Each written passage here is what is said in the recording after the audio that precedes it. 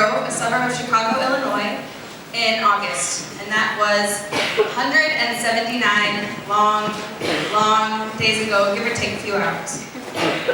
We had lived here and went to this church for 4 years, and at that point I was finally settled, finally happy. I was no longer the new kid that didn't apply to me anymore. I found out about my 5th move the night before the mission trip to Alabama.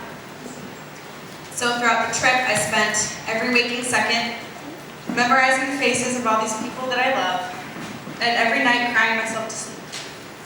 I went to the services at the mission base mentally kicking and screaming because I could not and would not believe in who I thought was my loving God. Because at this point, I could not believe that my loving God would put me through the process of moving all over again. If you asked the Jillian of 6 months ago about the theme of today, she would give you her best death stare and utter some choice words not applicable in this setting. She was tired, beyond tired. She didn't think that she could handle picking up her pieces and leaving this loving community. Later that summer, my family and I visited Downers Grove. We saw our new town, new schools, new houses, new house, and our new church. Then went to lunch at a bustling hotspot restaurant called Portillo's. That was when it hit me, and that's where I panicked. Downers Grove was a real place with real people expecting us to be there.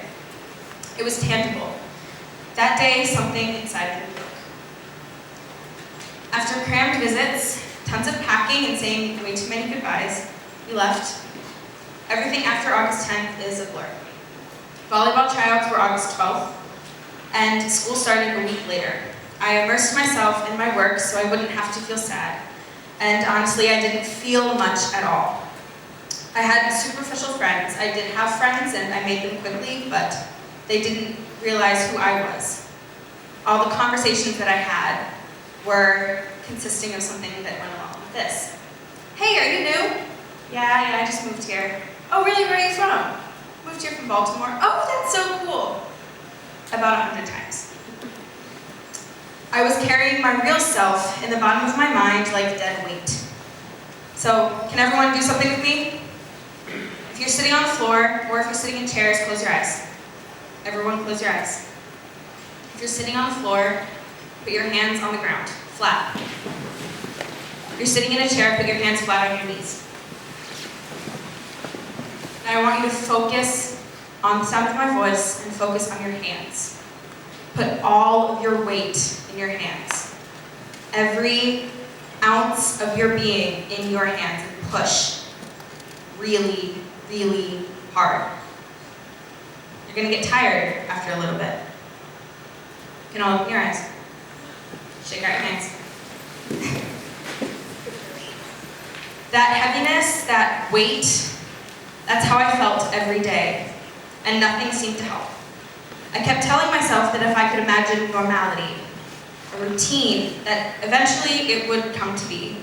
And I'm not sure when it happened, but it finally did. I realized all of a sudden that I was okay. I found people who saw me, not the surface me, but the real me, dead weight and all. I started praying more, and that weight started to disappear completely.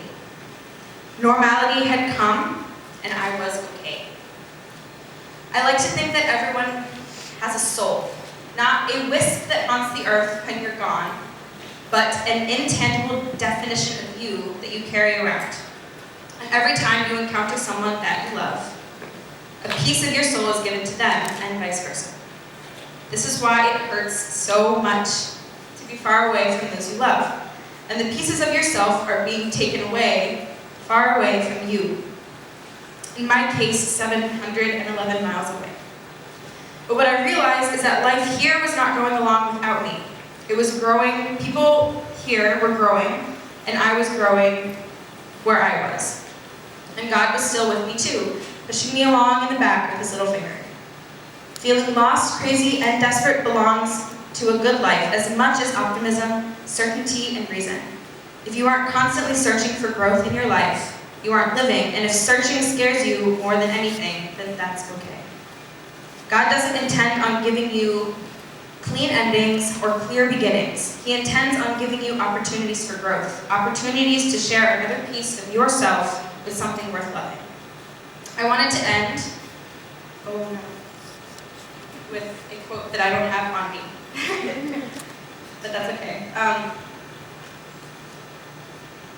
So when life seems to suck a lot, really, really, really suck, just remember that God is behind you, consistently pushing you along with his little finger. So yes, my dears, life is good.